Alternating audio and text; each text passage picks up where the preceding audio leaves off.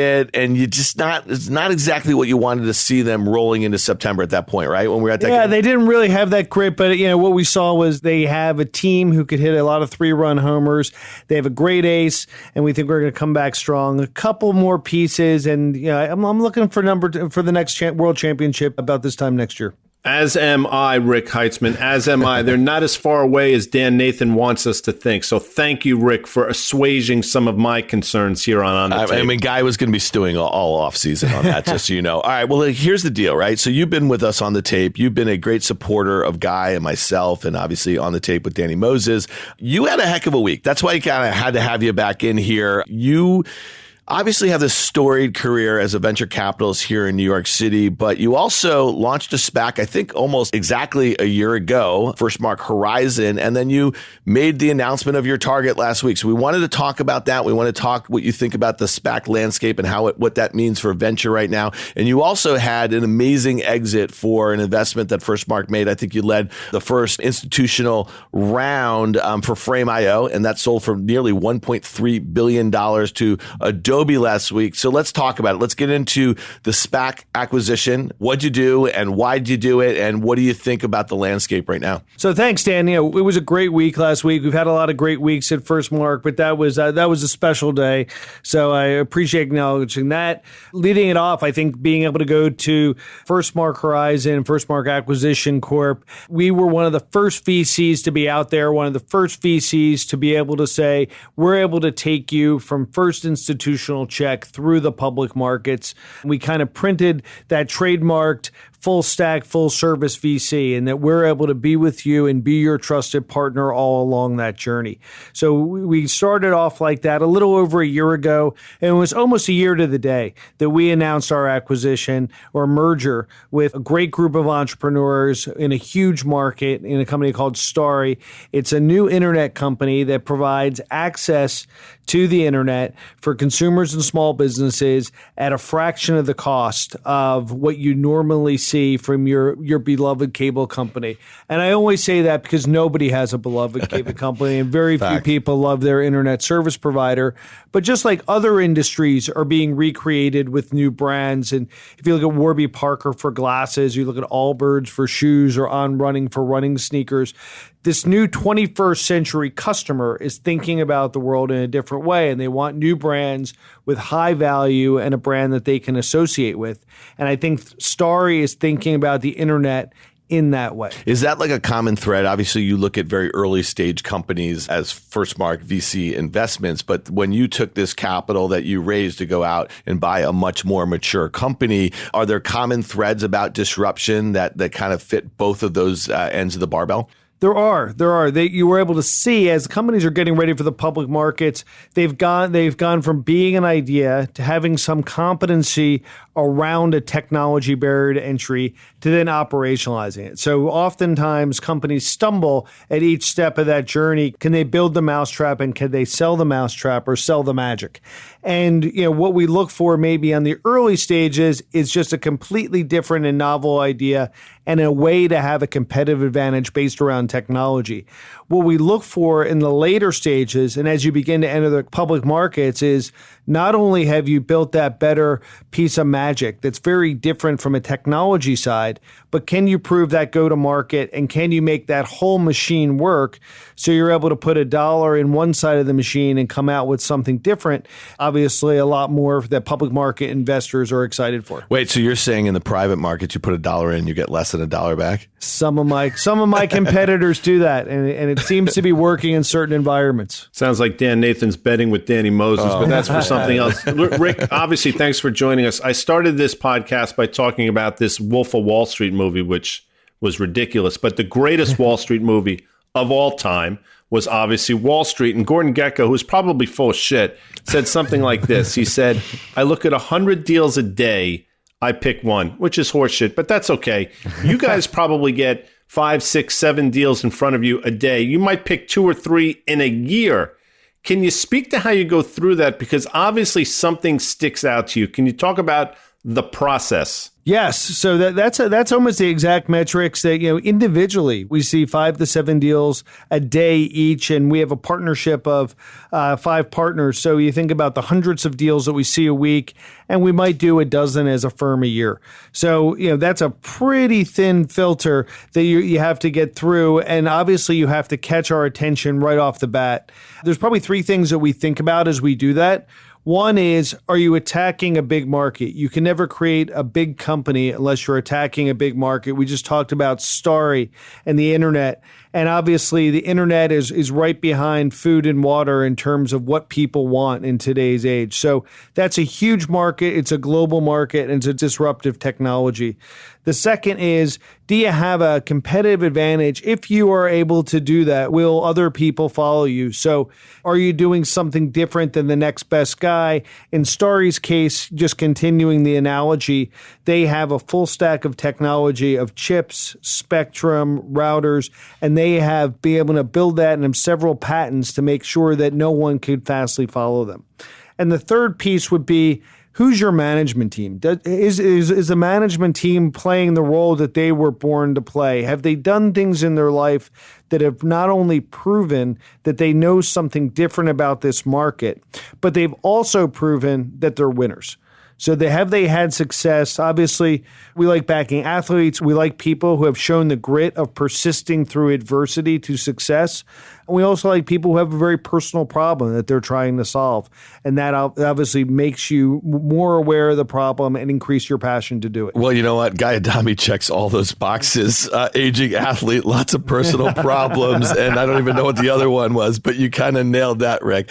All right, listen, I'm really interested in the SPAC stuff because I think it's kind of flipping the script on a lot of things that's gone on between Silicon Valley and Wall Street. And so I'd love to know, what did you learn about this last year, right? You launched this SPAC, and it's a very different, we talked about the processes or the common threads kind of, is that the case? But now there's hundreds of SPAC groups looking for targets right now. And Guy and me, on Fast Money, we love talking about new companies coming to market and that sort of thing. But it's very different than startup companies that are looking to challenge incumbents. It's a much more mature thing. What did you learn about that process, and what do you think right now what are we going to see in the next year or so? Are we going to see tons of companies coming to market, to the public markets, that should or should not be there, in your opinion? So when we started our process, we were early investors in DraftKings. And part of our process was partnering with Jason Robbins, the founder and CEO of DraftKings. And he was part of our founding group and our board of directors to say, for private companies, there has to be a better alternative than the traditional IPO to get into the public markets. Is there a better way to communicate with your investors, your customers? Is there a cleaner way to be able to tell your story? And is that a more beneficial way to go public than a traditional IPO or a direct listing? And we thought, yes, this is a much more eloquent solution for a certain group of companies. And I think that, every type of public financing has its own customer base of direct listing, traditional IPO, or a sponsored IPO or SPAC. So those are all different things. And then we went to market a little over a year ago. We were unique. We're early on the trend. And then everybody except my dog and Guy had a SPAC in 6 months later. You saw this being the new hot thing, and probably more Wall Street than Silicon Valley piling onto, if some was good, more is better. And you quickly saw everything spike, and anything that goes up must come down. So then you saw kind of all this entire product line, and these investors kind of fall into the trough of disillusionment. That initially someone comes up with an idea, everyone gets excited about the idea, it gets overblown, and then everybody hates on the idea. And I think we've gone through that, and that was maybe the tale of the first quarter and the second quarter, where SPACs are interesting, they're good, but they're not the answer to everybody's problems all the time. And now as we're entering the fourth quarter, we're saying, oh, okay, maybe it's not everything bad and maybe it's not everything good. Maybe just like every other product, there's a good product market fit for some customers and some companies, and it's not for everybody. So you're seeing the market kind of shuffle itself out. You're also seeing a big gap between SPACs that are serial issuers who know how to get deals done, who have access to independent capital to get pipes done, and you're seeing folks who can't. And I think as the folks who can't are kind of running long in the tooth, and most SPACs have 2 years after going public to get a deal done, I think you're going to see some odd behavior, and that may or may not affect their stock price in the public markets. But you're going to see some, lack of a better term, death throes from some of those companies.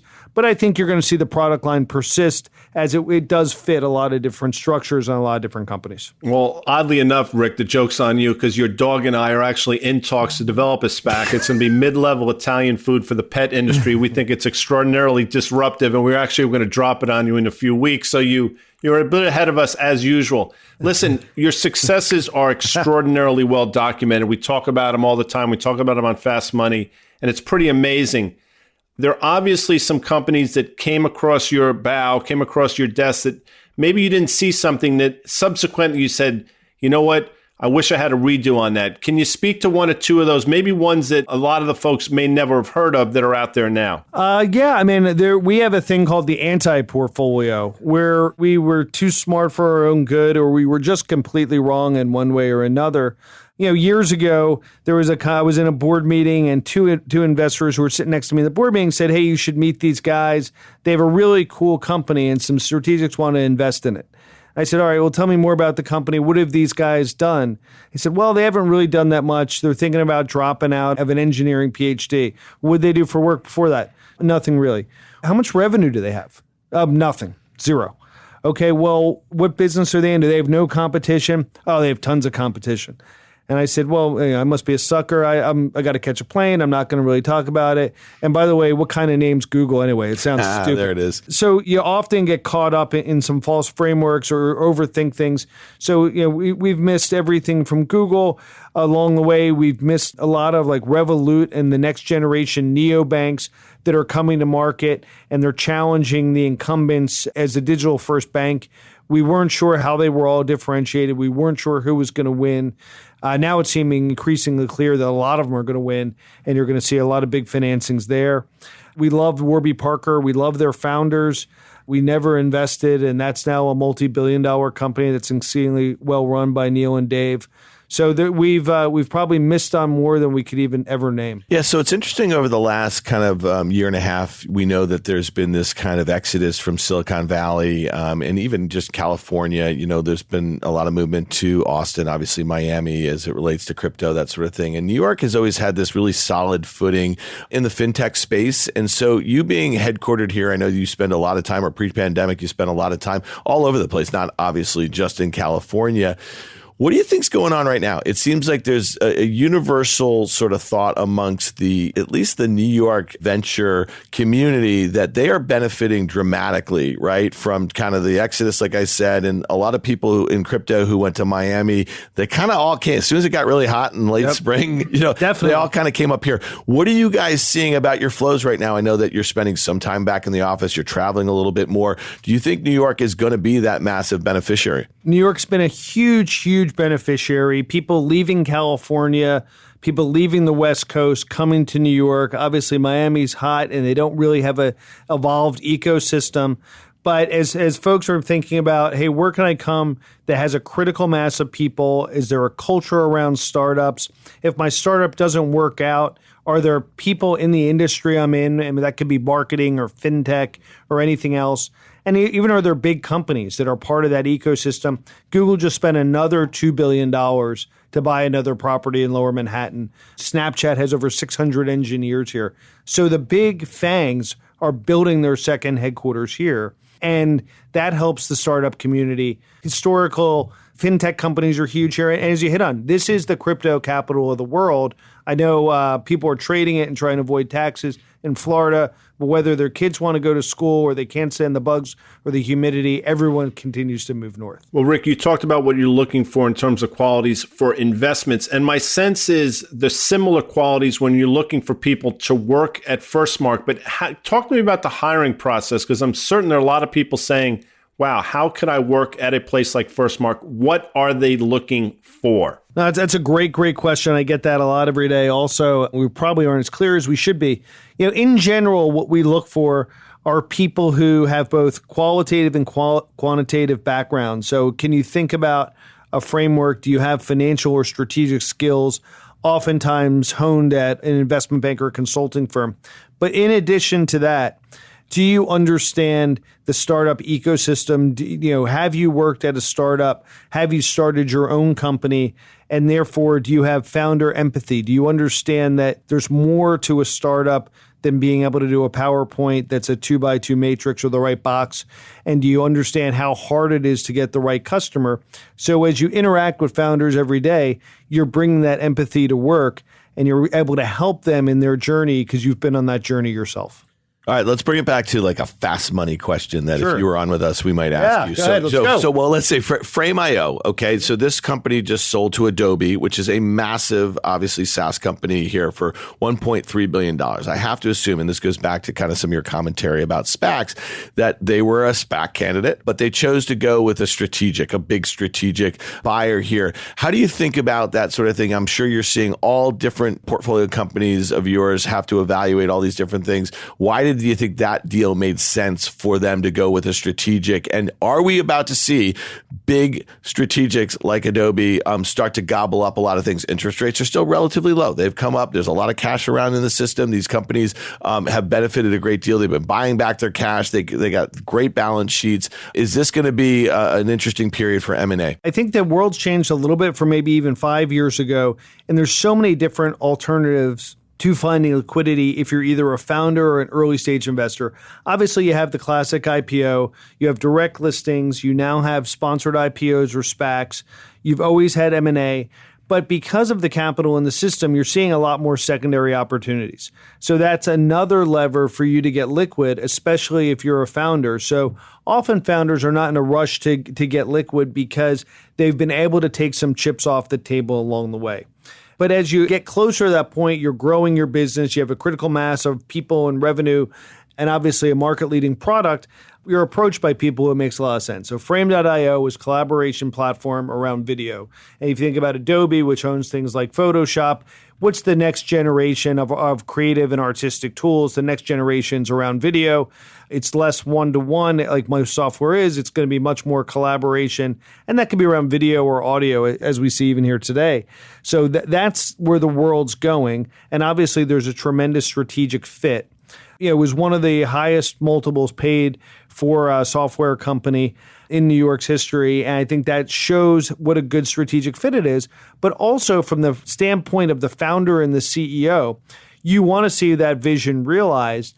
And if you're Emery at Frame and you're talking to the Creative Cloud at Adobe, where almost everybody has it on their desktop, you're talking about the Behance community, you want to see your full product vision realized, and you want to see that your product's in the hands of every creator and what you originally envisioned of this being an important widespread products there. And therefore, you could be part of, getting your product out more broadly to market. So I think not only was it a good strategic fit from Adobe's perspective, but there was also a great fit from the founder's perspective in their ability to not only realize value for their employees, their investors, and themselves, but also realize the company's vision. So, you've had some tremendous success in some Web 2 sort of names, and I would say that Frame.io fits that kind of genre, if you will. What are some of the themes that you guys are starting to think about now? I know that you've made some investments in crypto. Are there some kind of decentralized, kind of creator-based sort of things in Web 3? I think that's what the kids are calling it, right, Guy Adami? Guys all over the DAOs. Yeah, no, I love the Web 3. But I'm holding out for the later version. No, but it's interesting, Rick. You just mentioned a DAO, a decentralized autonomous organization. I keep hearing about new ideas, new companies that are being formed, and they're not really companies, and they're being governed by DAOs. And does that disrupt the VC model? And is it something that you're spending more and more time on? We're spending time on things that could be disruptive to ourselves or to the market on the whole. So, DAOs have everybody. That's exactly what it is. Everybody has a different take on, therefore, what does that mean? And I think we're still early in how call it Web 3.0 communities are formed, governed, and managed. And I think that they'll be part of it that will continue like that, obviously picked up by the crypto and the blockchain communities early and out of the box. So we're thinking about that, how that could disrupt the company formation and capital formation processes. Last, as you talk about Web 2.0, I think it was the beginning of kind of the networked economy. And whether that's Frame.io collaborating on video or Airbnb having a marketplace of places to stay that disrupt traditional lodging, we've participated across that. As we look forward, though, it could be DAOs and it could be crypto, and it could be blockchain, where we've made several bets on whether that's, and I know, Dan, you're a big helium miner. I am. So we could, and the helium ecosystem for a decentralized internet. But we also think about, what are the next generation of consumer products? I know you're also a big customer of Ro. So Roman Health and being able to provide a direct-to-consumer health experience. And, even as we think about further advantages of a networked commercial and enterprise economy with things like a decentralized finance system. Well, it's funny. You make a joke. I love, I've gotten to know Zach and Rob at Ro through you, and I think what they're building in the telemedicine, it just expanded from that first product that a lot of people know them for, because Zach has those great commercials all over CNBC most of the days. All right, here's the other thing. You had this monster week. We went through all that. We got a look at where you're focused on next as it relates to FirstMark, but you're also going to be my co-host on OK Computer. It's OKAY, people. That is a podcast that Risk Reversal Media is going to be launching pretty soon. We had Katie Stanton of Moxie Ventures on last week. She's going to be one of our co-hosts. You're going to be the other. And then we have this great group. We're calling them a collective of kind of Web3 folks. And you guys know these names. They've all been on our podcast. Jared Dicker of the Churning Group. Oh, that's great. Yeah. Coin Shares. Yeah. Sally Shin, who just joined United Masters. Yeah. And Packy McCormick of Not Boring. We love Packy. He's been on a couple times too. And I know that he's done some events with FirstMark in the past. So we're really excited about that. We're really going to focus on the intersection between Web 2 investing and entrepreneurship and Web 3. And those thought leaders in Web 3 are going to help maybe this boomer think about it a little bit. We're going to have Guy Adami. Guy, you're going to do this OK Boomer segment. It's going to be almost like a kind of Luddite meets the future of tech. And you're going to get in there and we're going to have some fun with it's that. Just going to be me being me, which is, I tell people all the time, they said, what's the trick to being on television? I say, just be yourself, because everybody else is taken. So for me, this is going to be easy as can be. All right. So Rick, you've done a lot of things. What do you think of podcast co-host of what does that mean to you? Are you ready to kind of dive into this world here? I have no idea what that is, but I'd love to try it. Like most things in my life, I'll why not try it? So it's going to be great. I'm super excited about it. I think as you provide people, you guys had great questions today, access to this world, which oftentimes people feel is too opaque, and being able to provide a transparent voice either on the trends of investing, what we're seeing in the technology world, or where we see it's going. And, fortunately, we've been doing this for long enough. We've made enough friends that they could come and spend time with us. And that's always a lot of fun. Well, listen, we're really excited about it. Guy, more so he's going to figure out how to turn on his TV and watch something on the Netflix. That's going to be really, I think, the first topic that we no, but we're excited. We have a great group of thought leaders. They're all so accomplished. And I think of you and Katie and just the successes that you guys have had as investors and operators and the like. So we're really excited about that. So people stay tuned. We wanted to give you a little more access to Rick and his thought process and just the kind of amazing work that he's done helping hundreds of companies over the last couple decades through FirstMark. So Rick, thank you for being with Guy and myself on the tape again. And always good seeing you guys, and super excited for OK. Yeah. OK. Well, I think we're going to call it OKC, right, Guy? Is that what we're going to do? OKC? We don't have Kevin Durant on this podcast, although we could. And listen, you mentioned hundreds of companies that FirstMark has helped. One of those hundreds of companies is Risk Reversal Media. So, Rick, thank you so much for believing in us and being a driving force behind everything that we've been doing over the last year. Thanks once again to CME Group for sponsoring this episode of On the Tape.